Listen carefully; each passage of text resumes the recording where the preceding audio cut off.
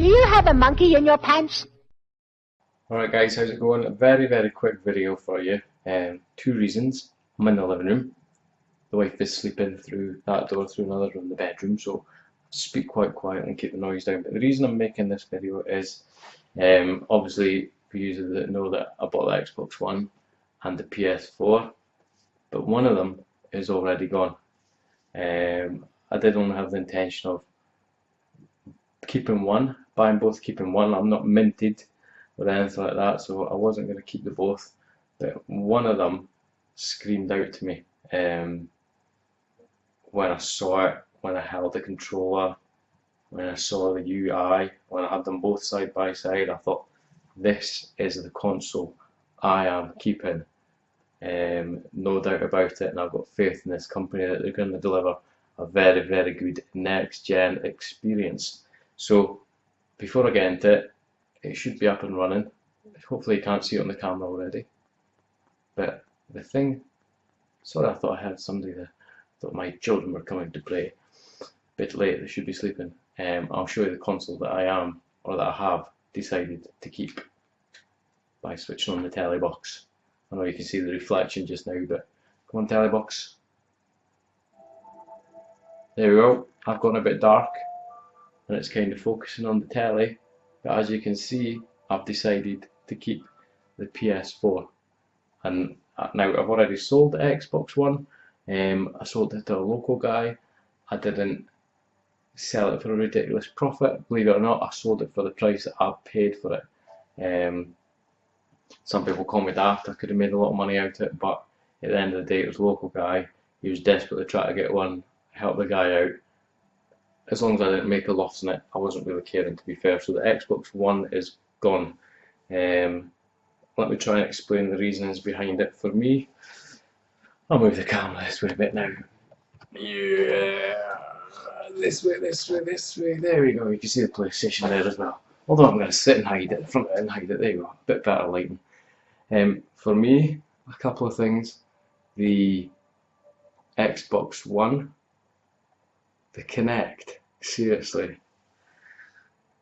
First of all, I ordered both of them. As soon as the PlayStation 4 announcement was released at E3, I pre-ordered it. And then I got caught up in the whirlwind of the Microsoft side of things, so I pre-ordered that as well. And I thought, right, I'll see what's what. But the Kinect for me anyway, and I think if you're going to be honest, anybody else, what's it going to be used for? It's a glorified microphone, which is about this big, that adds a huge additional cost to the system. Xbox on, Xbox off, Xbox watch TV, Xbox go home, Xbox go to Forza Motorsport 5. Gimmicky at best is my opinion. It's very boring, very quickly. You're paying all that money for a big thing like this, and it's a microphone. That's all I can see. It's a microphone. It's a motion sensing camera? No. It's a big microphone in my eyes. That's about it really. And at the best of the times, it probably works 60% of the time. It realises what you're saying. Well, certainly for me, my wife anyway. Maybe it's her accent, maybe it's her house.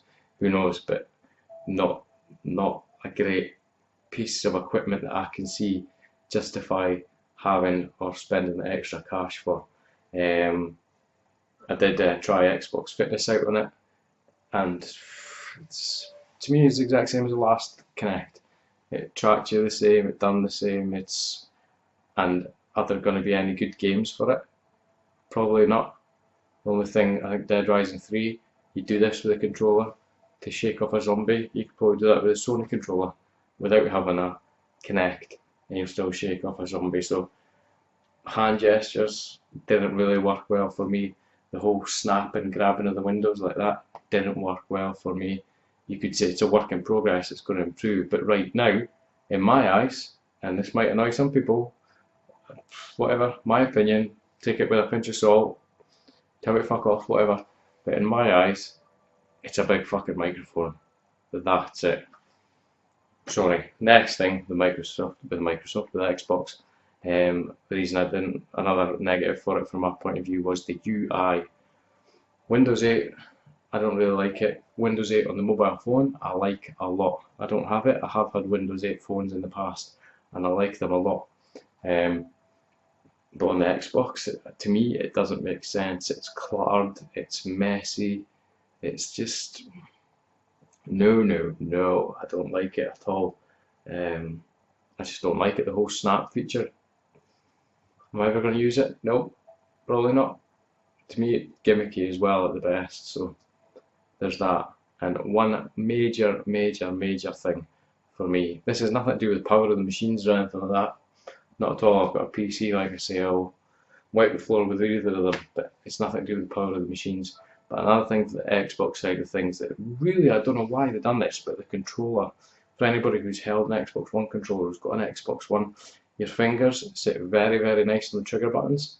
As soon as you try and move them up to those bumper buttons, something just doesn't feel right. They've changed them and they've made them stick out more to get your fingers right up on top where you'd press them. It strains my hands where I'm here, and you can hit them with the edge of your knuckle, inside knuckle if you like, but the bumper buttons, massive fuck up there. I've always been a big fan of the Microsoft the Xbox controller, the Xbox 360 controller over any other one, but to me, those bumper buttons for me completely ruined it massively.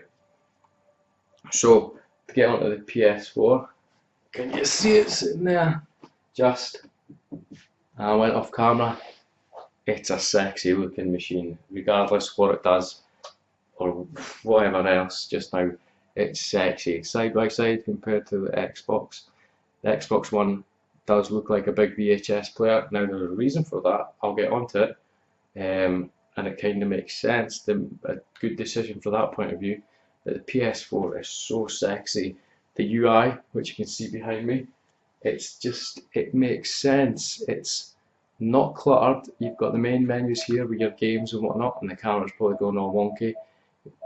Obviously I've actually got more games than that. I've just not even bothered installing them yet. Resogun, contrast, your games there, and then you've got the top bar across the top of your notifications, your settings and whatever. It just to me, that seriously just makes sense. Compared to the Xbox offering, it makes sense to me, massively makes sense. So for me, PS4, the look of the machine, absolutely amazing. Size, brilliant. The UI, much prefer it over Microsoft's offering currently anyway. These can all change in the future, I get that, but right now, much prefer it. And a big nail in the coffin for Microsoft for me was the DualShock 4 controller. That little light, which is gimmicky and never going to be used, to be fair, because I'm not probably going to get the camera. But I've always been a fan of the Xbox 360 controller over the PlayStation controllers, but as soon as I held this in my hands, it just fitted, and it felt good, and it felt great. Your hands sit nice, that light's probably going to be shining you in the face. Your fingers sit well over the triggers, and they just move perfectly up to the bumper buttons, amazingly. The sticks, again, look, I'm probably moving, oh look, camera's going out of focus because I'm doing all that shit. Amazing, such an improvement over the DualShock 3 controller. Touchpad, I've yet to use it, but the controller itself, this now is a far better controller in my eyes than Microsoft's offering on the Xbox One. And the controller makes up a massive part of any console as far as I'm concerned, and this for me, brilliant, absolutely brilliant. Some major improvements that they've made on this compared to the DualShock 3. Can't say enough of it. Like I say, one of my mates said the other day when he saw one of my other videos, he says, I'm surprised you didn't stick it up your arse. I think it was when I was doing the unboxing for the PS4, but honestly, this controller is absolutely epic beans in my eyes, to quote somebody else. I'm just playing with it, sorry. Go back over here. Resogun, amazing game as well. Now, another reason which made me swing more towards the Sony camp was the exclusives. Now, I don't mean necessarily on the PS4. The Xbox One at the moment, it's got a stronger launch lineup of games as far as I'm concerned, but I've got faith in what Sony will do. Now, the reason I say that is the exclusive side of things. A lot of the later exclusives on the PS really impressed me, and I bought a PS3 just to play some of those exclusives just very recently. So The exclusives on the PS3, in my eyes, far superior than Microsoft's offering, and like I say, I've got faith that they'll come for the PS4 as well, and again, I think they'll be far superior. You could say to me Titanfall, it's only available on the Xbox One, but it is also available I should say, on the PC. I've got a PC. In my eyes at the moment, the best way to be is PC, high-end PC, and PS4. Best of both worlds. Totally best of both worlds. Loving this at the moment. Like I say, one downside of the PS4, and I'm surprised it's not been talked about, but when you start searching for it online, you'll start to notice it, but nobody's mentioned it in reviews or anything like that. Like I said, the Xbox One is the size that it is, and it's that size for a reason, to stay quiet. It's going to be your main entertainment hub in your living room. It's designed to be on all the time, so for that reason, it's got to be quiet all the time, and it is. A slight hum from it when your telly's off, you can hear it, etc. Like a slight fan noise. But when you're playing a game or anything like that, it doesn't increase in volume. The fan noise doesn't change. It gets warm, the machine does, but no audible noise change at all, at all. PS4, smaller, compact size, more powerful machine. And I'll just bend the camera down at the moment. I did have it sitting down here, where that surround sound speaker is, but the back of the unit, hold on, I know I'm fiddling this camera, the back of this unit is solid apart from two circular holes where cables feed through, so the PS3 couldn't breathe very well. Started getting quite noisy. Now, for those of you who don't know, the Xbox One, if you've seen a picture of it, it's got a huge circular heatsink, huge fan, that's why I say that's why the size that it is, to keep quiet and keep cool. PS4 uses a blower type fan, equivalent to some graphics cards on PCs, where it blows the air out the back. That's what the PS4 does. So obviously, if it's in a confined space like that down here, it's blowing all that hot air out the back, and it's basically just sucking it back in and blowing it out. And obviously, the machine's got an increase in noise and temperature. So for that very reason, I've got mine sitting up here next to the telly, and audible wise, you can hear it. Compared to the Xbox One, it is not silent. It is nowhere near as quiet as the Xbox One, but it's bearable. It's not Xbox 360 sort of noise levels at all, and you can't hear it just now because it's not doing anything. It's just on the main menu screen. But the fan ramps up and down depending on what it's doing. As soon as you finish the game, it ramps back down. It's equivalent to what I'd say a powerful graphics card on a PC. You certainly hear it. It's maybe nowhere near as loud as that actually. It's bearable, but it's not silent. So for me, that's what the Xbox One has got over the PS4 at the moment. It's quiet, and that's it. So that's me, guys. Obviously, you knew or you didn't know if you're new to me or not. I had ordered both. I was maybe thinking of giving them a bit longer, but as soon as I got the PS4 out of the box, as soon as I fired it up, as soon as I held this controller, and after a week of me sitting saying Xbox on, Xbox off, Xbox watch TV, it's just gimmicky as fuck. Another thing I've not seen talked about a lot is the TV integration. Here in the UK, it just doesn't work. You can pass the signal through it, and you can watch the TV and have your little Xbox notifications pop up. But if you go Xbox, go to guide, unlike what you see in America where you see ESPN, whatever, all the channels displaying on the Xbox UI, all the guide, doesn't work in this country at the moment, which is a big letdown because then it's been touted as an entertainment machine.